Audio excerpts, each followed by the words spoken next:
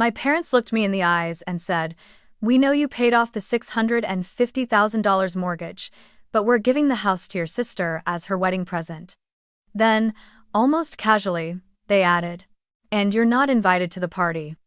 I remember turning to my husband, my voice steady despite the shaking in my chest. "You want to tell them, or should I?"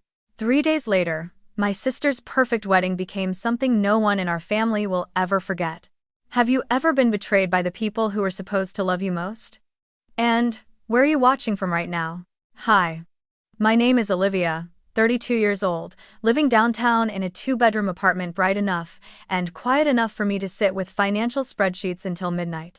By day, I'm a financial analyst. Well, technically the current title is CFO of a mid-sized logistics company. By night, I'm the wife who nags her husband for forgetting to close the water bottle lid, but also the one who takes a deep breath every weekend when the calendar pops up, dinner at mom and dad's. My husband is Daniel. He's a real estate attorney and also invests in a few small projects on the side. If you met him for the first time, you wouldn't guess his profession: simple shirts, shoes that are never shiny in a show-off way. Hair a bit messy because he often runs his hand through it when thinking. He speaks little, his eyes always seeming to weigh something, but to me, he is the one place where I never feel the need to prove my worth. That evening, we were sitting in the car on the way to the suburbs, passing rows of houses with neatly trimmed American-style lawns. My parents live there, in the 2-story house where I know every chipped patch of paint on the railing. Mom had texted in the morning, "Be on time. Today is very important. The whole family will discuss Hannah's wedding details." Hannah, my older sister, the star of the family. Honestly, just hearing the words wedding and Hannah in the same sentence already told me the script. A long dinner, lots of laughter, lots of compliments, and somewhere in there, a few misplaced comparisons brushing lightly against old wounds. Daniel watched the road, one hand still holding mine on his thigh. "You sure you want to go?" he asked for the second time that day. I gave a faint smile, eyes fixed on the yellow lights ahead, the place where my parents' house sat. "If I don't go, Mom will call until midnight. Think of it as completing my weekend obligation." The house appeared exactly as in my memory: the flower bed on the porch, the navy blue door, Dad's SUV parked right at the entrance. Lights everywhere. Voices and laughter were already spilling out when we rang the bell. Mom opened the door, heavily made up, hair neatly curled. She air-kissed both my cheeks perfunctorily, then turned to hug Daniel like someone greeting an acquaintance they've never truly accepted. Finally, "Come in, everyone's waiting," she said, pulling me inside. In the dining room, the relatives almost filled the table. My father sat at the head, wine glass already half full. Hannah sat to his right, wearing a cream-colored dress, hair half-tied, her hand flashing the engagement ring every time she lifted her glass. Next to her was Ryan, her fiancé, the city groom type with gelled hair, white shirt, smiling like a groom in an advertisement. "Olivia." "Daniel." Dad stood up, arms wide like a model host. "There you are. Tonight is a special night." Special. That word always made me wary. We sat in 2 empty seats near the end of the table. In front of us were roasted chicken, mashed potatoes, salad arranged more like a catalog photo than a family meal. Everyone had already started mid-conversation. The color of the wedding table runners, which flowers to decorate the aisle with, the all-inclusive honeymoon package in Hawaii my parents were considering adding on if the budget allowed. "I think the backdrop should be all white flowers, it looks classier in photos," Hannah said, fingers brushing her hair. Mom nodded. "Exactly, you always have such taste. This wedding has to be perfect. You're the pride of the family." Untold saying. From where I sat, I could see David, my cousin, stifling a yawn, and Aunt Carol nodding along like she was listening to a political address. Daniel remained quiet, occasionally putting food on my plate, as if reminding me that no matter how loud this table was, there was still a small corner meant for us. I tried to swallow each bite, listening while eating. The conversation revolved around Hannah, around Ryan, around everything that would happen on your sister's big day. No one asked how my work had been, how the project I'd just closed went. No one mentioned that we had just finished a record profit quarter. They didn't even ask about plans for a baby like most families do. It was as if the entire world had shrunk to Hannah's wedding dress and how to make sure everyone focused on her as much as possible. By dessert, everyone's wine glasses had been refilled a few times. The atmosphere warmed with toasts and old jokes, all sharing the same theme, Hannah always at the center. My father tapped his spoon against his glass, the ting loud enough to quiet the room. He stood up, still holding his wine, scanning the table like a CEO about to announce a new strategy.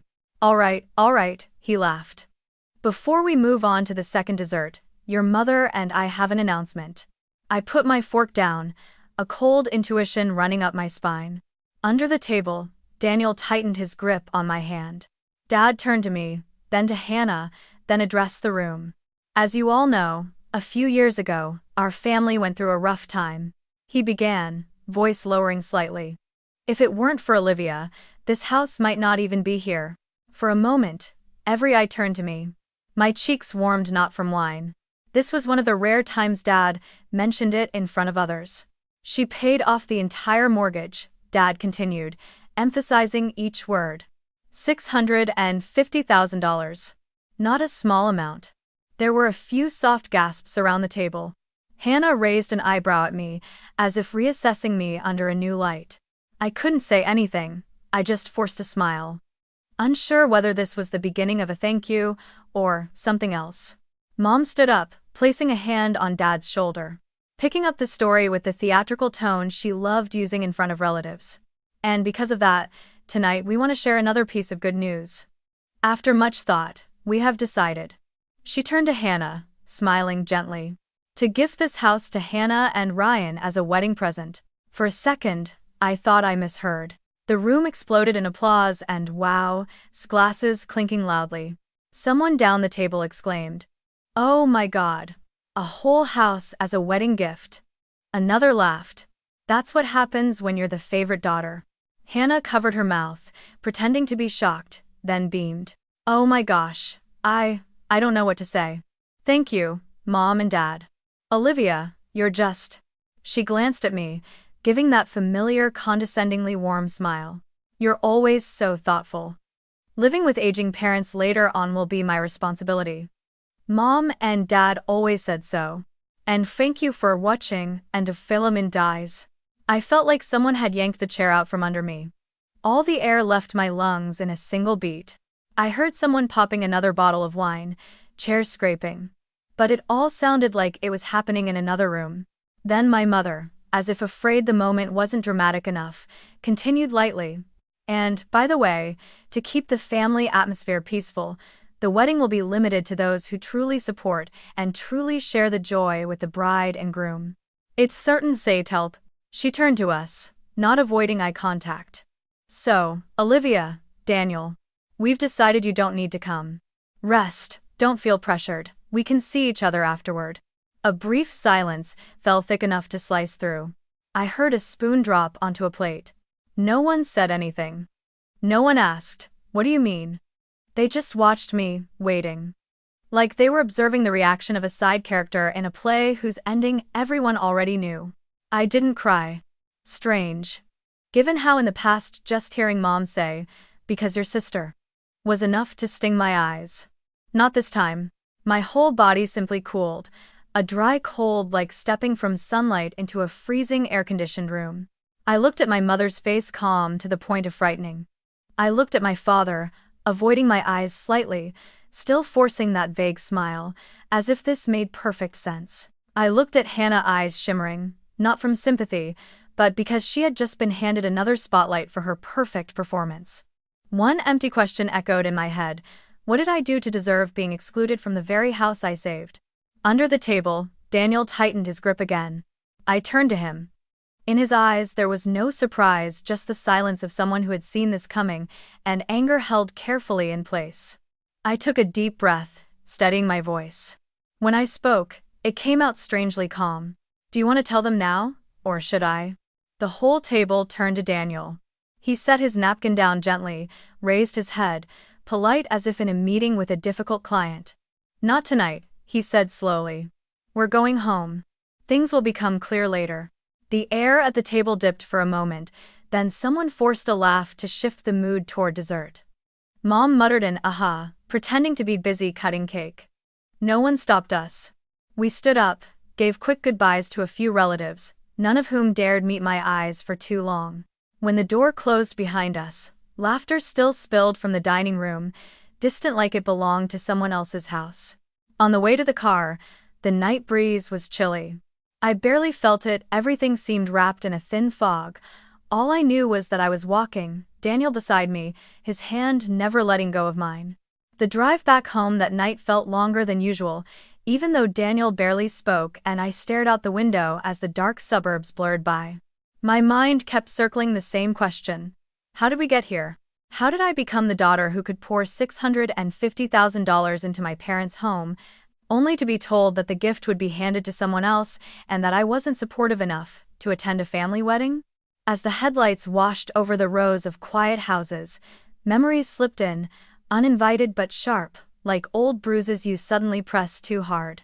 Hannah and I had never grown up on equal ground, not even close. From the moment we could walk, our parents seemed convinced that she was destined for brilliance and I was destined to stay small. Hannah was the tall one, the charismatic one, the girl who could deliver a debate speech at 11 years old that made adults gasp. She won student government elections without trying, landed a full-ride scholarship to study law, and collected gold trophies the way other kids collected stickers. Our relatives adored her. At every family barbecue or holiday gathering, they circled her like bees around a flower, asking about her debate team victories, her scholarship interviews, her future courtroom glory. "This one's born to be a star," Uncle Eddie would always say, patting her shoulder with pride. And then there was me, quieter, smaller, more comfortable around numbers than people. I wasn't bad at school. I was great, actually, but it didn't sparkle the way Hannah's achievements did.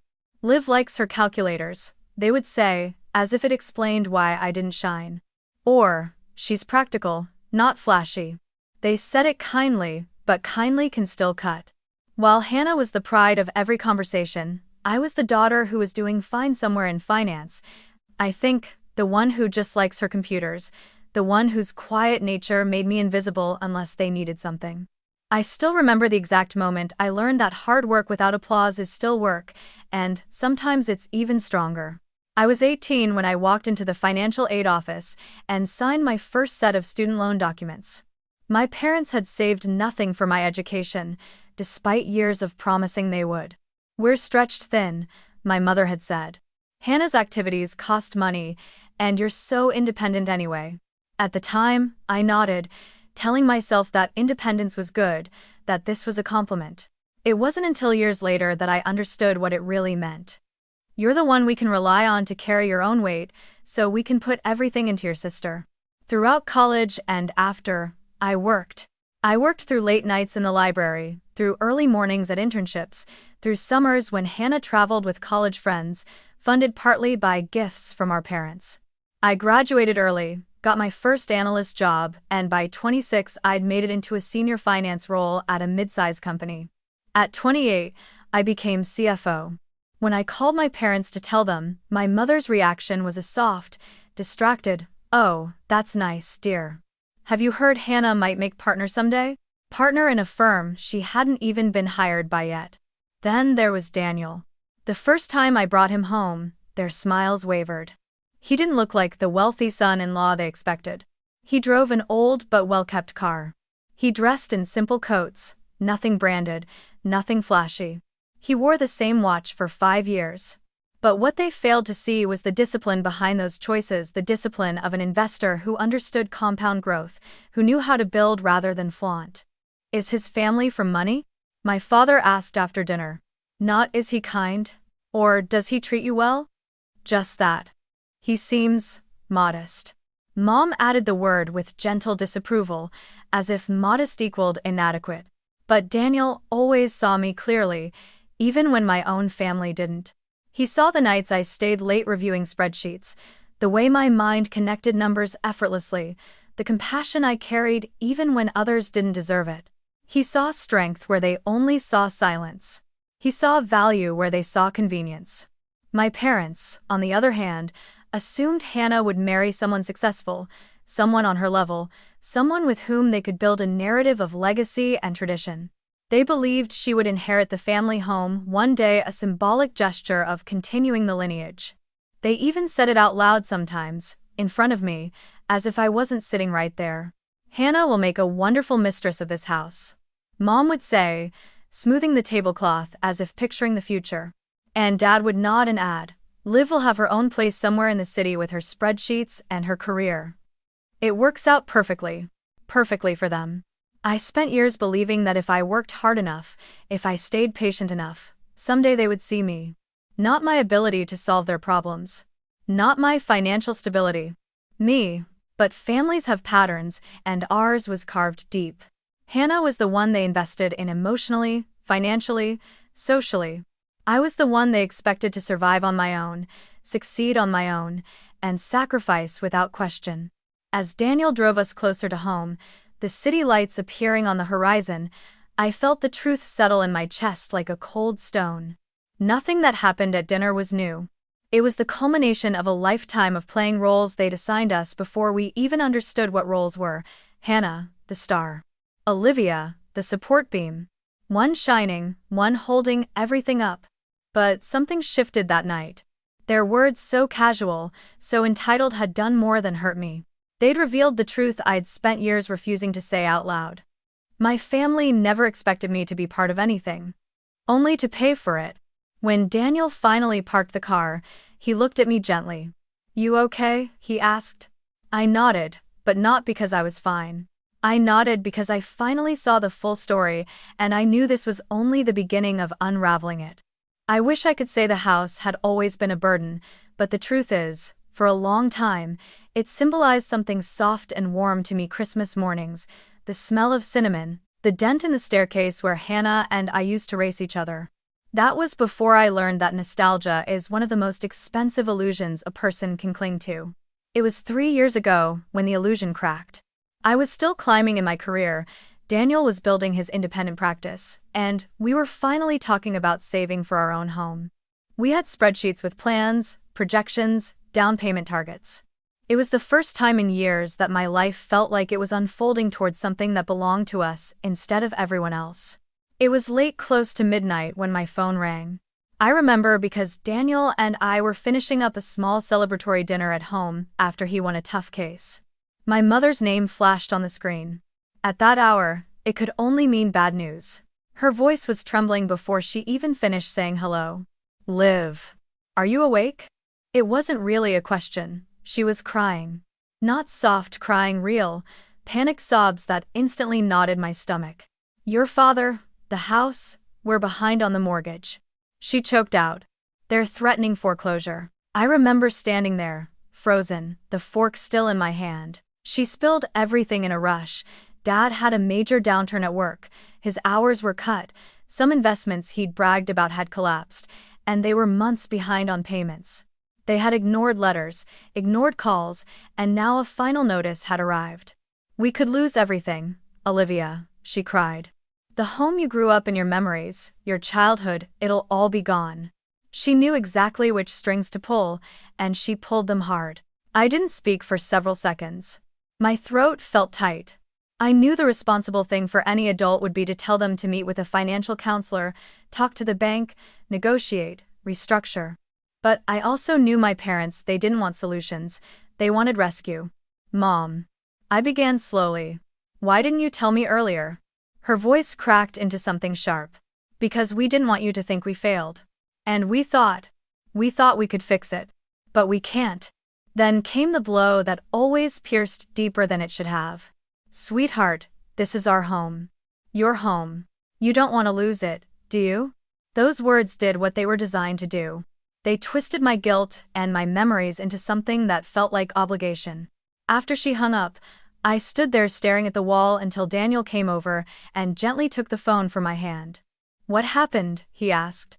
And when I told him, the look on his face wasn't shock, it was recognition. He had predicted something like this months before. Your parents' finances never added up, he murmured.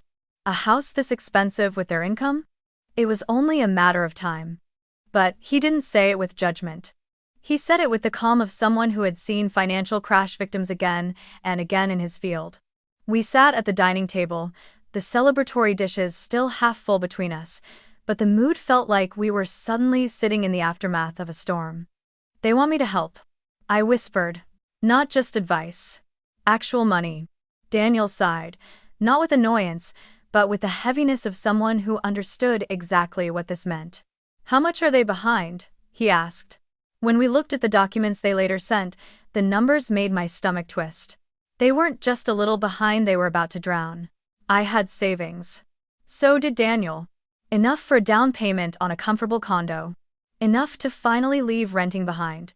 Enough to take the next step in our lives. And in one phone call, that dream became negotiable. We spent hours talking, Daniel analyzing the risk, me clinging to childhood memories like frayed rope. "Liv, you know the house is too big for them," he said gently. "Even if we save it now, they won't be able to maintain it. Taxes, maintenance, insurance, this will not stop here." But I wasn't ready to hear logic. I could still hear my mother's voice breaking through tears. "You don't want to lose your childhood, do you?" I shook my head, more to escape the feeling than to give an answer. I can't watch them lose their home," I whispered. "I can't be the reason they're on the street." Daniel reached for my hand. "You wouldn't be the reason. Their choices put them here. But if we do help, we're doing it on our terms, not theirs." That was the first moment the idea of legal structure came up, a concept that would later become the backbone of everything.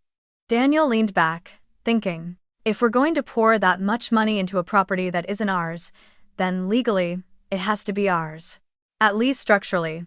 He explained the options: a refinance under my name, structured through a trust or LLC. Parents granted limited rights to occupancy but no rights to transfer or gift. It was standard in real estate law for risk protection, but unheard of in families like mine, where appearances mattered more than legal realities. At first, I resisted. "They'll think we're trying to take the house," I protested. "They'll think we don't trust them." Daniel answered softly, "Do they trust you, Liv? Or do they trust what you can give?"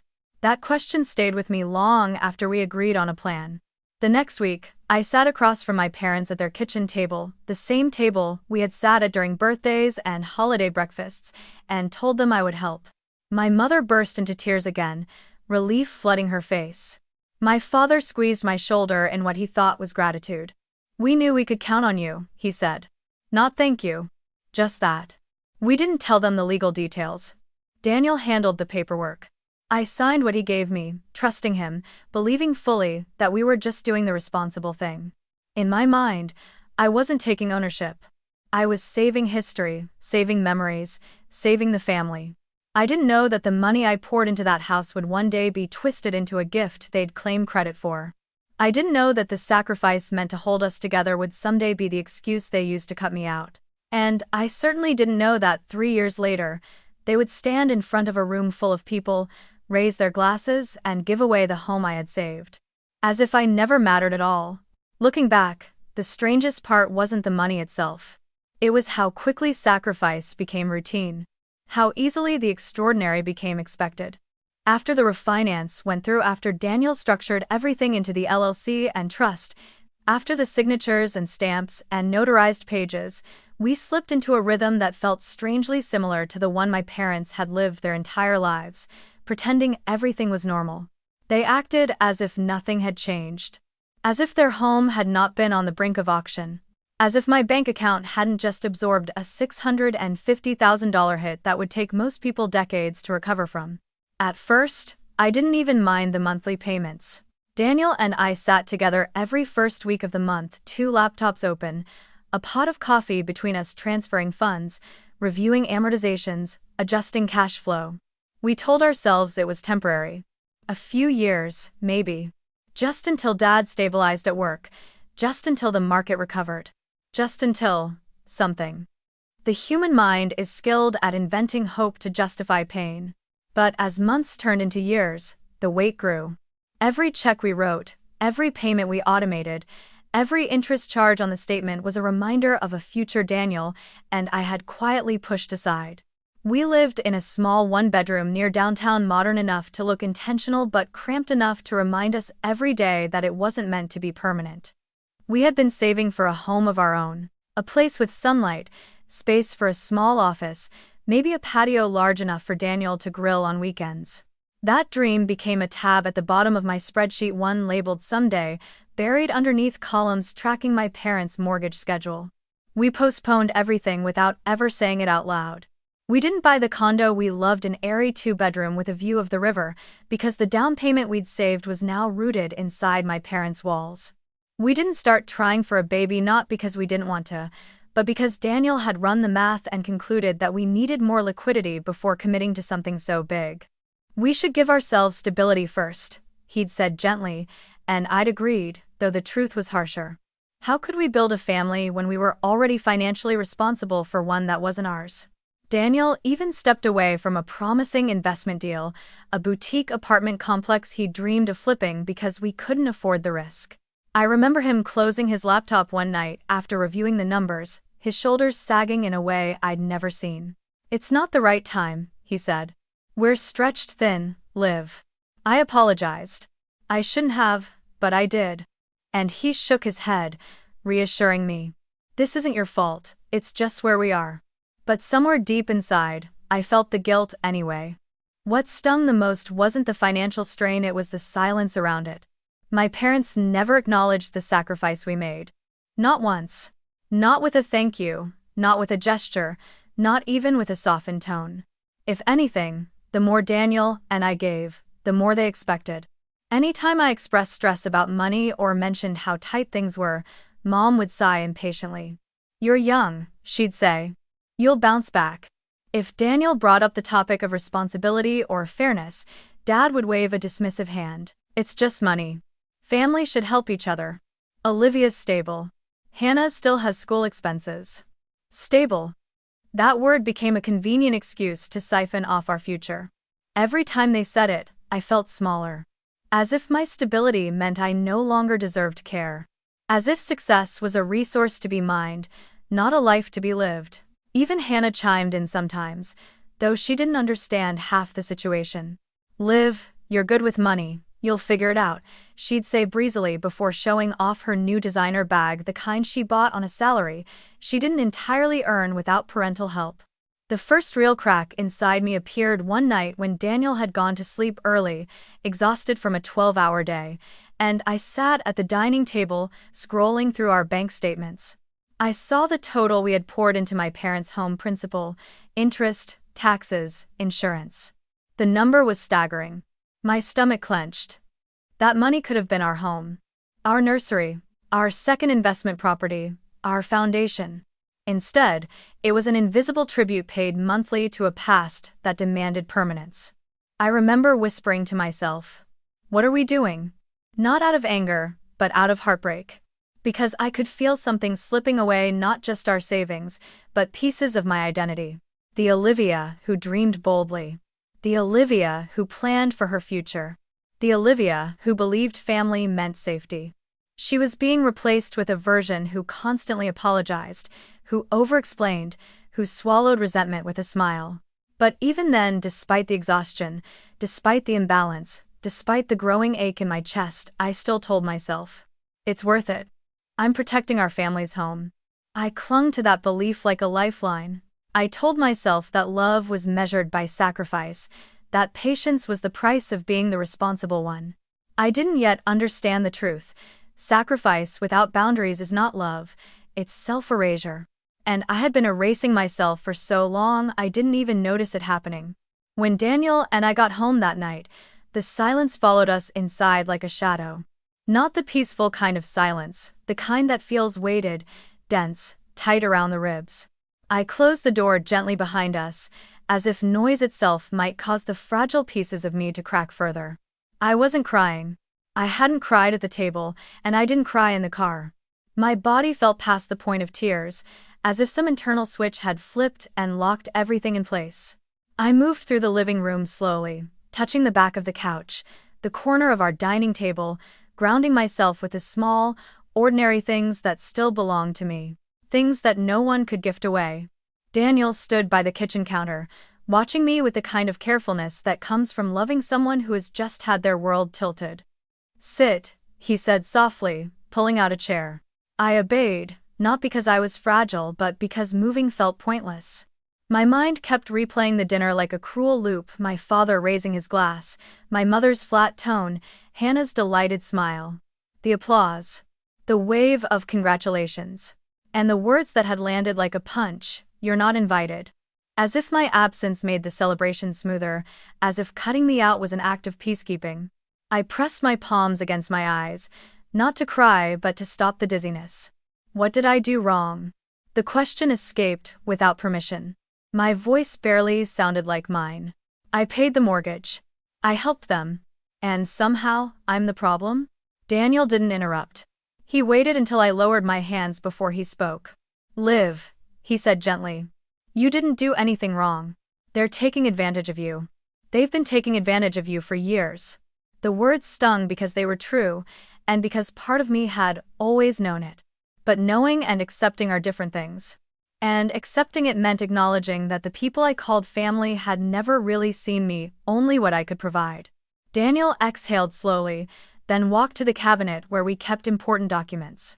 He reached deep inside, slid out the thick folder we hadn't touched in nearly 2 years, and placed it on the table between us. I stared at it, confused. "Why do you have that out?" His expression was calm, patient, but there was something steely beneath it. "Because it's time you actually see what you signed," he said. "Everything. Not just the refinance agreement. All of it." I hesitated. "I thought I knew," I murmured. "You explained the basics." He gave a small nod. "I did. But I didn't tell you every detail at the time. You were emotional. Your parents were desperate, and if I had explained the full structure, you would have fought me on it." I blinked, taken aback. "Why would I have fought you?" Daniel opened the folder. The sound of papers shifting filled the silence, the deed transfer, the trust agreement, the operating documents for the LLC. There were signatures, seals, dates I remembered but never fully examined. Daniel slid the trust document toward me and tapped a section with his finger. "Because I made sure your parents cannot transfer the house, not to Hannah, not to anyone. Legally, they don't have the authority." My heart began to pound. "What do you mean?" He pointed again. "The LLC owns the property. You and I own the LLC. Your parents only hold a life estate. They can live there, but they can't sell it, gift it, use it as collateral, or make any legal claim on it without unanimous consent from both members, you and me." I stared at the page. The words were familiar. I had studied enough contracts in my career to understand them, but somehow seeing them applied to my own family felt surreal. So when they said they were gifting the house, Daniel finished the sentence for me. They were announcing something legally impossible. They don't own it. They don't control it. They don't even understand the structure well enough to realize what they were saying. He leaned back, watching my face carefully. "They thought your sacrifice made the house theirs to give away. But in every legal sense that matters, it's already yours." My chest tightened, not with relief, but with something raw. Anger, betrayal, humiliation, clarity. All of it tangled together. "So, all this time," I whispered, "I've been acting like I owe them. Like their home was somehow sacred. Like I was the one who had to keep everything together." Daniel nodded again. "Liv, you saved them from foreclosure. You protected their dignity. You kept them from losing the house. But you didn't owe them your future. And they certainly don't have the right to pretend your sacrifice belongs to someone else." I looked down at my hands, the same hands that had signed those papers, transferred those payments, held up the structure of a family that treated me like an accessory. A strange, cold calm washed over me. "They really believe I'll just let it go," I said softly. "That I'll stand there while they hand everything I built to someone else. And then thank them for excluding me." Daniel rested his hand over mine. "That's because they think you'll always choose keeping the peace over keeping yourself." And that was when it hit me, the full, unfiltered realization. The problem wasn't just that my parents were selfish. The problem was that I had made it easy. I had taken the role they handed me and worn it like a uniform. The fixer, the helper, the responsible child who absorbs blows with silence. I had saved their home while sacrificing the life Daniel and I were trying to build. I had let nostalgia, guilt, and old wounds dictate my choices. I had mistaken endurance for love. I closed the folder slowly, the paper soft against my fingertips. I'm done, I said quietly, not with anger, but with certainty. I'm done letting them pretend I don't exist. I'm done being the one who pays the price, while they take the credit. Daniel's eyes softened. Then let's make sure they can't rewrite the story at Hannah's wedding. I looked at him, steady for the first time in hours. We're really going to do this? His answer was simple. We're not starting a fight. We're telling the truth. And if the truth burns the stage, they built Let It Burn. For the first time that night, I felt something break open inside me, not a fracture, but a doorway, not an ending, but a beginning. And I knew the wedding wouldn't unfold the way they imagined. In the days that followed, everything inside me felt strangely quiet. Not numb, just settled, like the dust after a storm when the air is still thick but finally clear. I went to work, answered emails, joined meetings, and even smiled when people said good morning. Daniel did the same.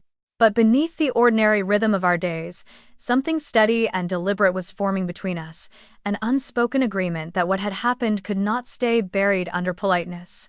They had stood in front of an entire room, raised their glasses, and tried to gift away something that wasn't theirs.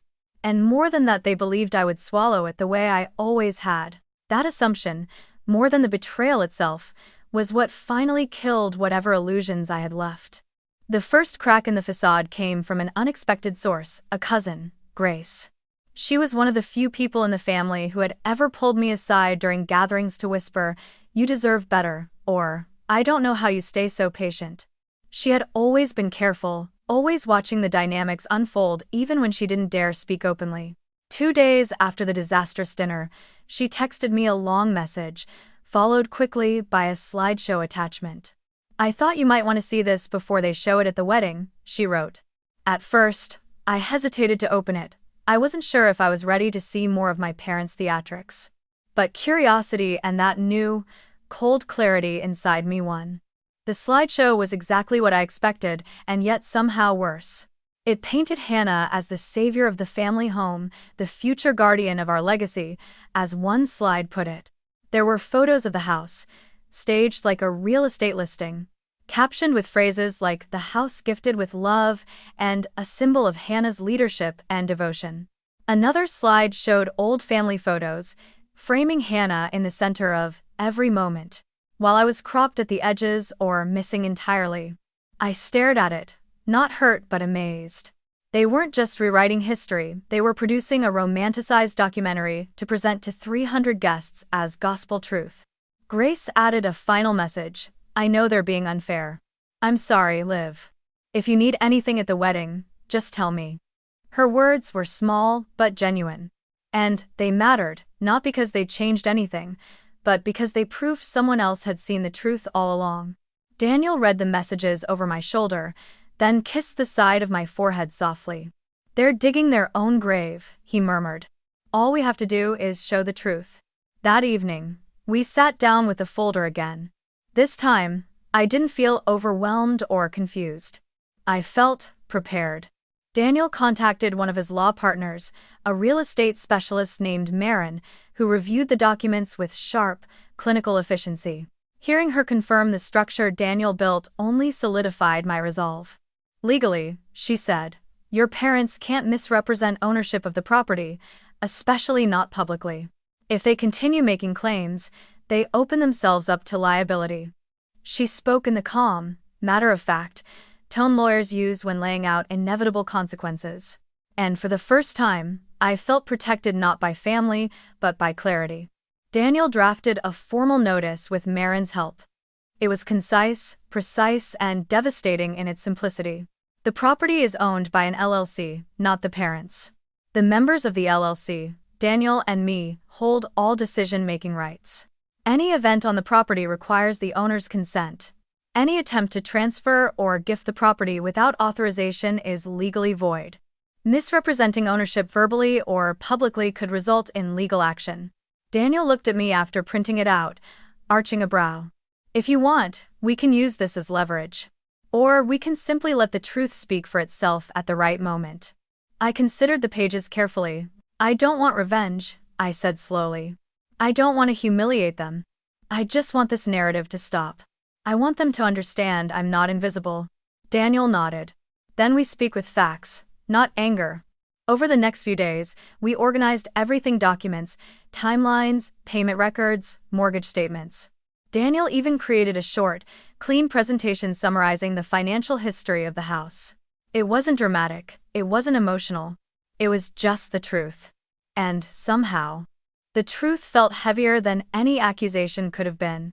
There was one moment, small, unexpected, that crystallized everything for me.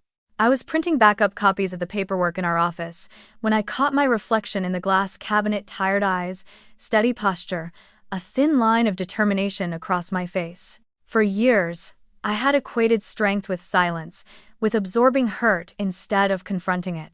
But strength, I realized, also meant stepping into the room with your truth, even if your voice shakes. On the Friday before the wedding, Grace texted again, asking if I was coming. I told her yes. She sent a nervous string of emojis. "Everyone will freak out," she wrote. I replied simply, "That's not my intention." Because it wasn't. I wasn't going there to cause chaos. I was going because they had spoken about me publicly, erased me publicly, and so the answer needed to be just as public, not loud, but clear. That night, Daniel and I rehearsed what might happen. He played the role of my father, then my mother, then Hannah. We took turns predicting reactions, arguments, attempts to guilt-trip or deflect. But the truth was, no rehearsal could prepare us for the real thing. Families don't follow scripts, especially not mine. Before we went to bed, Daniel wrapped his arms around me. "You don't have to carry their choices anymore," he whispered. "You're allowed to take your life back." His words settled into me like a promise, one I was finally ready to honor. As I lay awake in the dark, staring at the ceiling, the thought drifted through my mind with eerie calm. They wanted a wedding stage to display their version of the truth. They're about to step onto a stage where the real truth will be waiting. And, for the first time since the dinner, I felt something unfamiliar, but steady, an anchor settling inside me. I wasn't going to the wedding to fight. I was going because the truth deserved a seat at the table they tried to exclude me from. The morning of Hannah's wedding felt unsettlingly calm, as if the universe itself was holding its breath. Daniel and I dressed quietly in our apartment, refusing to give the day more emotional weight than it already carried. I chose a simple navy dress, nothing flashy, nothing meant to draw attention, just something that felt like me. Daniel wore a charcoal suit, crisp and understated. He looked like the kind of man who could walk into any room and command respect without raising his voice. As I watched him adjust his tie in the mirror, I felt a quiet strength run through me. Whatever happened today, I wouldn't be standing alone. We drove to my parents' neighborhood without speaking much. The venue wasn't a traditional ballroom or church, it was the backyard of the house I had saved. The same house my parents had tried to gift to Hannah as if it were theirs to give away. And now it was dressed up like a magazine spread: white tents, floral arches, live musicians tuning their instruments, catering trucks lining the curb. Guests were already milling around the front lawn, taking pictures beside the "Welcome to Hannah and Ryan's Forever Home" sign that made my jaw tighten. A woman in a headset greeted guests cheerfully, directing them to a guided tour of the house. "Step inside and see the beautiful home gifted by the bride's parents as their wedding present," she announced repeatedly, each time sending a fresh wave of heat crawling up my neck. Every lie they told had multiplied. They weren't just misrepresenting the house, they were branding it as the centerpiece of the wedding narrative. Daniel placed a hand on my back. "It's all going to come out soon," he murmured. His voice was calm enough to steady me. We kept to the sidelines as guests arrived in waves: family, coworkers, friends from law school and college, people I barely recognized. They looked happy, festive, blissfully unaware that the ground beneath their feet was legally ours. A few relatives gave us confused looks, some avoided eye contact altogether, probably assuming we were attending despite being uninvited. Grace was the only one who approached us directly. She hugged me tightly, whispering, "I'm glad you came. I feel like something big is about to happen." Her eyes flicked toward my parents. They've been showing everyone the house. It's a lot. That's why we're here, I said quietly. The ceremony eventually began. Rows of chairs. Soft music, the bridal party floating down the aisle. Hannah looked beautiful in her gown, radiant in the way she always did when the world was set to orbit around her. I watched her walk toward Ryan, watched the joy in her face, and felt a strange mixture of sorrow and attachment. This moment wasn't mine to destroy. I had no desire to ruin her wedding vows. So Daniel and I waited. Patient, invisible, silent. It wasn't until after the ceremony, during the reception speeches, that everything began to shift. The sun dipped lower, casting warm gold across the lawn, and the microphone passed through a series of predictable toasts. Maids of honor, groomsmen, friends recounting college stories. Then, finally, my father stood. His smile was wide and polished, the kind he used when he wanted the world to see him as a generous patriarch. "Thank you all for being here on this beautiful day," he began. "Your presence means the world to our family. Today, we're not only celebrating Hannah and Ryan's union, but also a new chapter for them, a home, a foundation built on love." He gestured grandly toward the house, lit up behind him like a stage prop. "We are proud, so proud to gift them this house as their wedding present." A deep round of applause erupted. People gasped. Cameras flashed. Someone shouted, "That's incredible!" I could feel my pulse beating in my fingertips. My parents stood there basking in admiration, their chests lifted, their eyes shining with the praise they thought they deserved. Hannah's face glowed with triumph, as if she had earned the house through charm alone.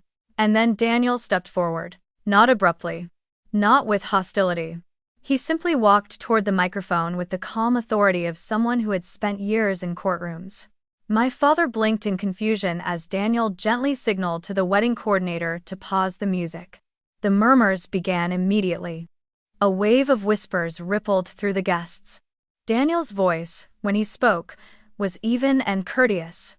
"My apologies for interrupting. I won't take much of your time. I'm Daniel, Olivia's husband, and there's a small detail that needs clarification before this celebration continues." I felt every head turn. Hannah's smile dimmed. My mother stiffened. Daniel continued. "The speech just made referenced a gifted home. But legally speaking, that home," he gestured toward the house, "isn't owned by the bride's parents.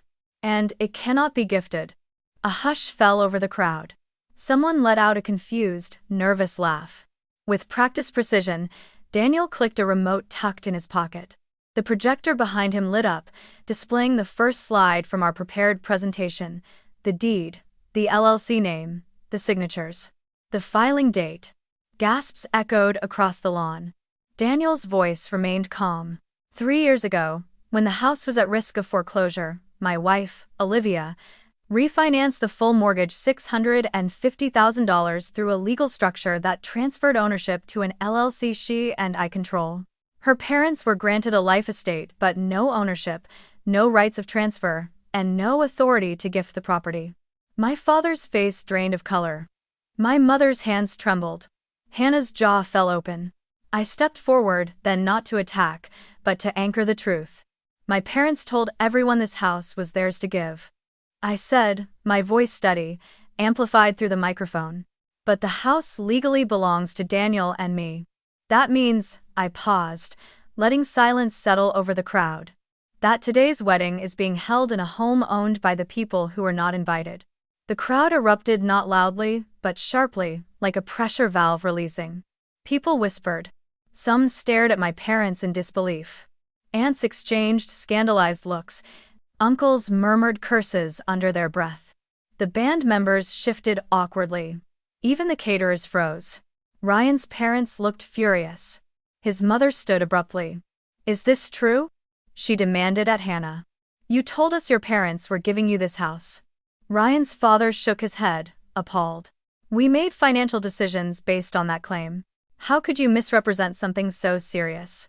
Hannah stammered. I didn't know. Mom and Dad said this isn't what it looks like, but it was what it looked like. And everyone saw it." My father attempted to recover. "This is a misunderstanding, just technical paperwork.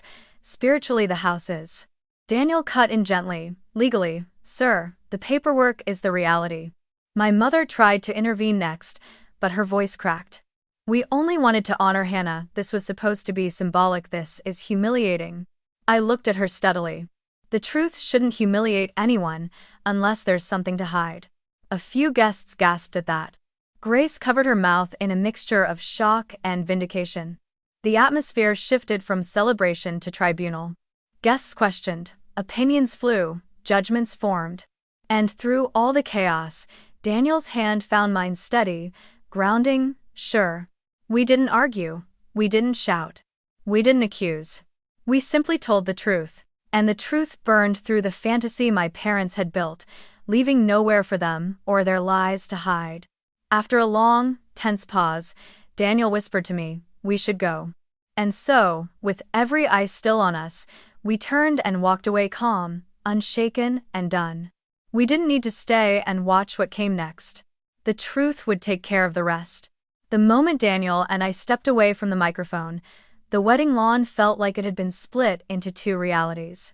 In one, the decorations still sparkled, the floral arches still swayed gently in the breeze, and the catering staff continued placing champagne flutes on silver trays. In the other, far louder, far more real, an invisible earthquake was tearing through the guests, ripping the celebration apart at its foundations. We had said only a few sentences. We had shown only the truth, but truth, when withheld long enough, detonates like a bomb. Behind us, the murmurs rose into open confrontation. Ryan's parents were the first to break through the stunned silence. His mother, a sharply dressed woman with a posture that screamed courtroom experience, marched directly to my parents.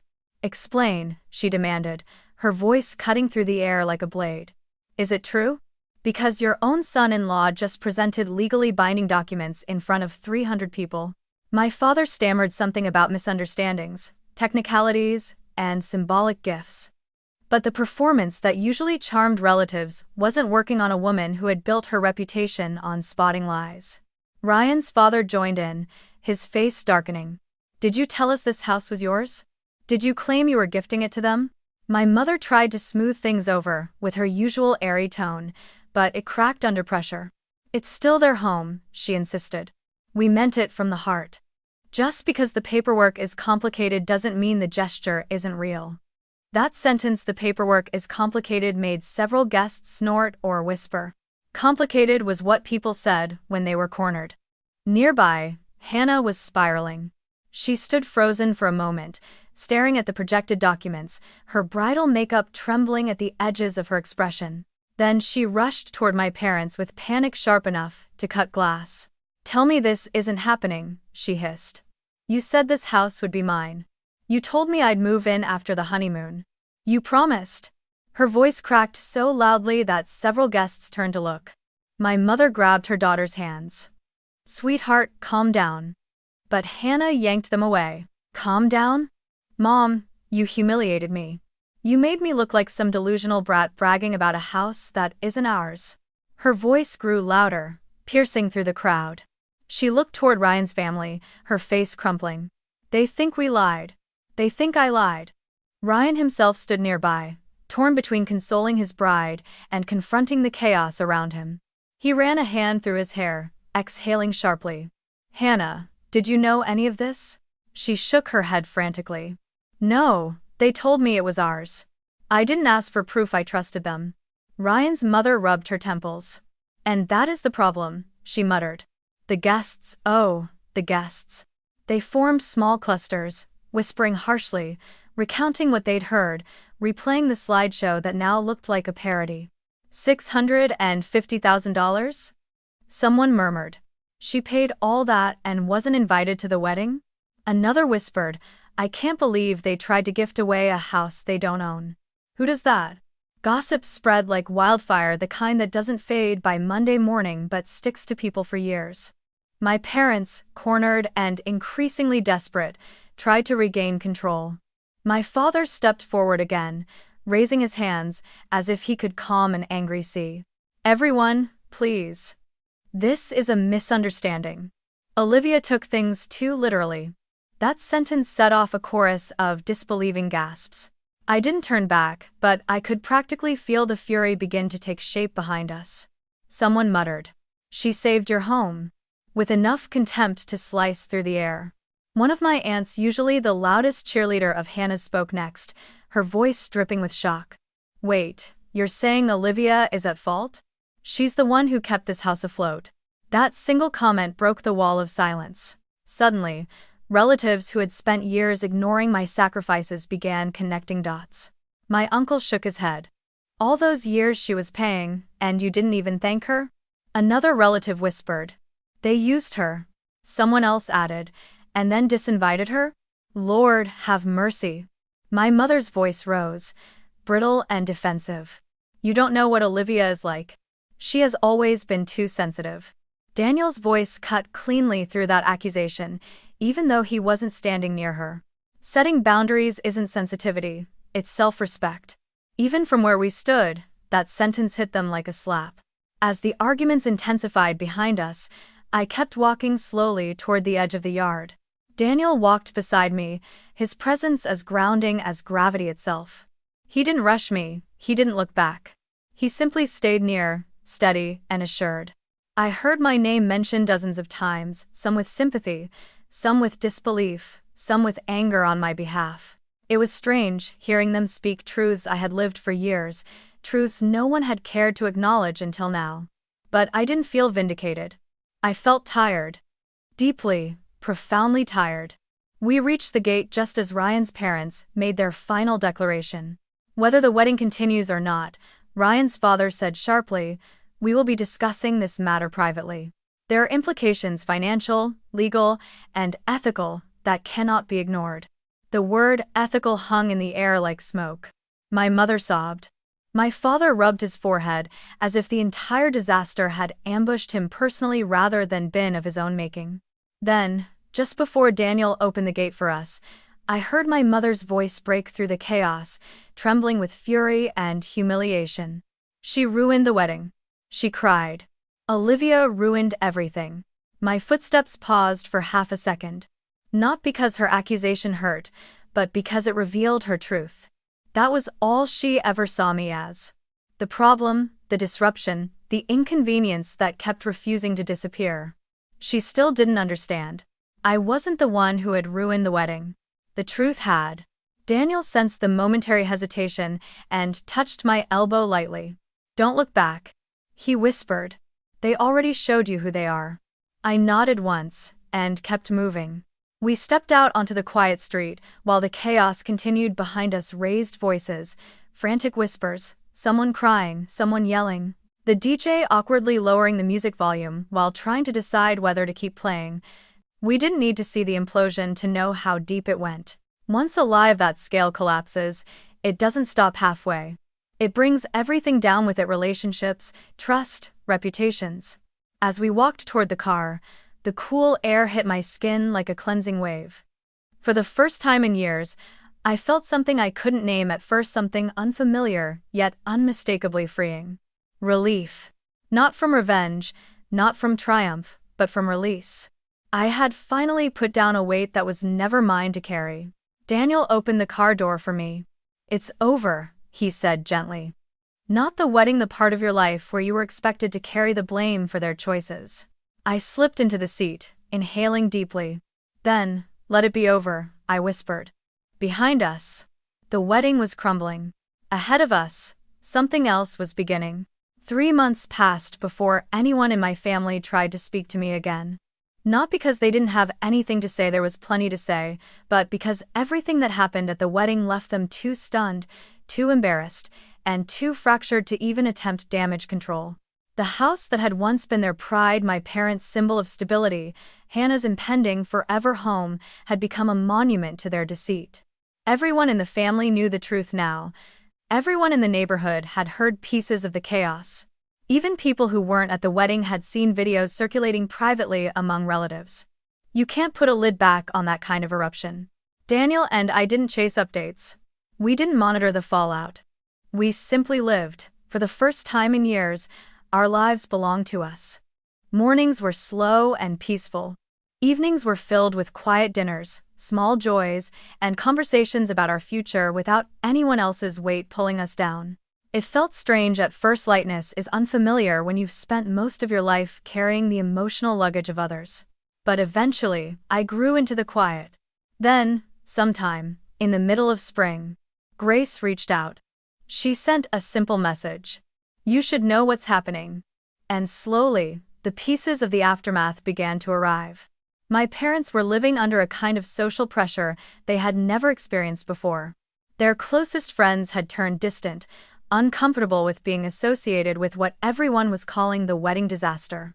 Some relatives refused to speak to them at all, furious that they had committed what they called a public betrayal of their own daughter.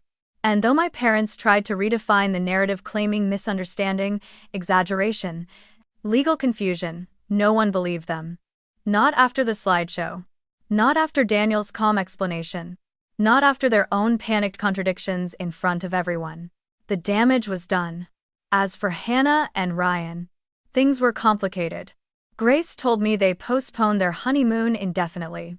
Ryan's parents demanded financial transparency before fully accepting the marriage, claiming they'd been misled about key assets.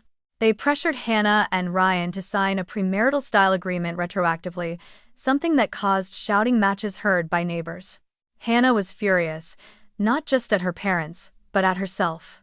"She's realizing," Grace typed once, "that being the golden child wasn't the shield she thought it was. She's seeing the cracks now." Part of me felt sympathy, not enough to forget years of disrespect, but enough to understand that she, too, was a product of my parents' favoritism. A child shaped by flattery and denial. A daughter built on illusions. The most surprising shift was this. For the first time ever, the distance between Hannah and my parents grew wider than the distance between my parents and me. But distance does not mean reconciliation. I wasn't ready for that. Life for Daniel and me looked entirely different now. We had options again, real ones. The house, no longer a financial wound, became a strategic asset. We considered renting it, selling it, or using it as leverage for another investment property. Daniel, who had put so many personal opportunities on hold, finally revisited the deal he had once turned down. With the financial pressure lifted, he negotiated from a position of strength and made a move that expanded his portfolio. Seeing him step into his full capability unrestricted, unburdened, was more satisfying than any revenge could ever be. And me? I found myself breathing differently. I stopped apologizing for things that weren't mine to fix. I stopped shrinking myself to keep the peace. I stopped believing that love required shrinking, sacrificing, or silencing. The career I'd worked for, a life built with discipline, intelligence, and heart, finally felt like mine again, not a resource to be mined by people who refused to acknowledge its value. But the emotional shift, the deepest one, came unexpectedly. One afternoon, when the sky was gentle and the air smelled like early summer, I walked past a mirror in our living room and didn't recognize myself. Not because I looked different, but because I looked unburdened. The curve of my shoulders was new, lighter. The steadiness in my eyes wasn't forced. For the first time since childhood, I felt like I belonged wholly to myself. That evening, Daniel and I sat on our balcony with glasses of wine. He looked at me for a long moment before speaking. "You're not carrying them anymore," he said. "I can see it." "I'm not," I admitted quietly. "It's not anger anymore. Just clarity." And with that clarity came peace. Grace continued to update me occasionally, though I never asked her to. She became, unexpectedly, the only person in my extended family who never made me feel like I needed to justify myself. She wrote long messages about how the family was still buzzing with opinions, some condemning my parents, some whispering about how maybe Hannah should have known better, others obsessing over the legality of it all. But none of those voices mattered anymore.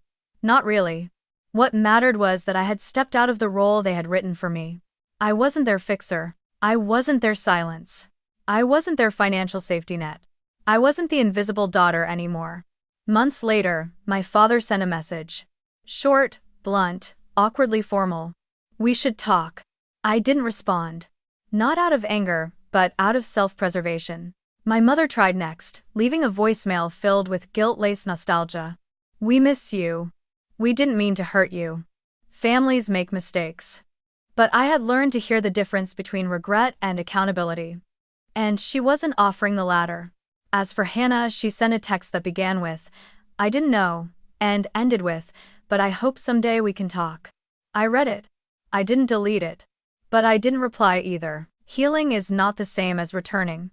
And forgiveness, if it ever comes, must be built on a foundation stronger than shared blood. By the time the leaves started to turn, something unexpected happened. For the first time in my life, my parents stopped calling altogether. Not out of punishment, but because they finally understood something they never had before. My silence wasn't a tantrum. It was a boundary. One they could not cross with the same entitlement they once used to control me. And that, more than anything else, was the quiet consequence none of them saw coming. It was early autumn the day I finally realized I had stepped out of the shadow of that house and out of the versions of myself that had lived there.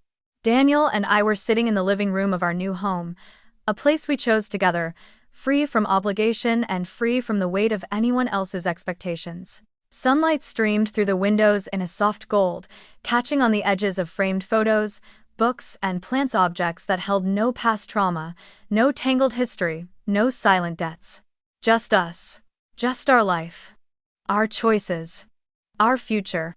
I sat on the couch with a folder on my lap, the same folder that once felt like a symbol of everything I owed, everything I carried, everything I was too afraid to confront. Now it felt light, almost insignificant. Inside were the documents from years ago, the refinance, the trust agreement, the deed, the amortization tables I had once studied with guilt tight in my throat. I flipped through the pages slowly. Not because I needed to, but because it felt important to see how far I had come. There was a time when these documents felt like chains, proof that I had taken on responsibility I didn't deserve, obligations I thought defined my worth. But somewhere between the wedding disaster, the unraveling of illusions, and the rebuilding of my own life, the meaning had changed. They were no longer symbols of guilt. They were evidence of who I had been, and who I no longer needed to be. For years, I believed that loving my family meant sacrificing myself. I believed that being the good daughter meant being silent. I believed that helping them, saving them, was a duty, even when it cost me everything. But sitting there in my new home, with Daniel reading beside me and the world outside quiet and peaceful, I finally understood something in a way I never had before. I wasn't wrong for loving my family. I was wrong for thinking love required abandoning myself. That realization didn't come all at once. It came slowly, like dawn creeping into a dark room, illuminating corners I had never dared to look at. It came through therapy sessions where I finally said things out loud I had swallowed for years. It came through Daniel reminding me, gently and repeatedly, that boundaries are not betrayals. It came through moments when I chose myself, small at first, then larger, until choosing myself became a habit instead of a rebellion. Sometimes, on quiet evenings, I felt a flicker of grief for the relationship I once hoped to have with my parents. Not grief for what happened at the wedding that had been revealing, not surprising, but grief for the years I spent believing that if I just worked harder, gave more, stayed quieter, they would finally see me. A part of me had been waiting for recognition, for validation, for something like love. But waiting for people to change had kept me suspended in a story that was never written for me. Now, I wasn't waiting anymore. Daniel came over and sat beside me, leaning back into the couch with a soft exhale. "You're thinking," he said with a small smile. He knew the look I had worn it all my life. I closed the folder and rested my hand on it. "I'm just letting go," I said quietly. "For good this time." He nodded. "You've carried that house longer than anyone realizes." I nodded back. And it's strange how something can feel like home and like a cage at the same time. We talked about selling it finally, officially. Not out of spite, not out of revenge, but because we didn't need it anymore. Because we wanted a life built on choices, not obligation. Because a house is just wood and brick, but peace, real peace, comes from stepping away from places that only know you as someone to use. We eventually decided to list it. The market was good. Offers came quickly. And when the sale closed, I didn't feel triumphant. I felt free. Around that same time, my parents sent one final message. Not an apology, apologies require ownership. It was more of a plea. We hope one day you will come back, it said. We're still family. I read it twice, then set my phone down. Not because the message hurt, but because it didn't. The numbness I expected wasn't there. There was only acceptance. I didn't respond. I didn't need to. Some chapters don't close with dramatic endings, they close quietly, with a soft, steady exhale. A week after the sale of the house, Daniel and I visited the empty property one last time. We walked through each room, acknowledging what it had been. The living room, where I had done homework. The kitchen where my mother taught Hannah to bake but always said I was too practical to enjoy cooking. The staircase where Hannah's debate trophies once lined the wall. We paused in the doorway of what used to be my childhood bedroom. The walls were bare. The echoes were different. The memories felt distant but no longer painful. When we stepped outside, I looked back at the house one last time. Not with longing, not with regret, just with recognition. Thank you. I whispered not to the house, but to the part of me that had survived it, the part that had held on for so long without breaking, the part that had finally learned to let go. Daniel took my hand as we walked to the car. How do you feel? He asked. I thought for a moment, letting the breeze lift strands of my hair. Lighter, I said. Like I stepped out of a story that was never mine, and into one I'm finally writing for myself. He kissed my forehead. You deserve that. As we drove away, I didn't look back. I didn't need to, my past wasn't chasing me anymore. My parents' expectations weren't weighing on me. Hannah's shadow wasn't over me. And the house, the symbol of everything I had given and everything I had lost, was no longer my burden. Back home, as evening settled over our new neighborhood, I lit a small candle and sat by the window. I thought about the girl I had been, the girl who tried so hard to earn love from people who only valued her usefulness. And then I thought about the woman I had become, steady, clear, unafraid to walk away. The woman who understood that her worth was never tied to how much she gave, but to how fully she lived her own truth. My parents said the house was a wedding gift. They said it with pride, with entitlement, with absolute certainty. But in the end, the only thing I kept wasn't the house. It was my freedom, finally outside the reach of anyone who believed they had the right to define me. And that, more than any home or history, was what I chose to take with me.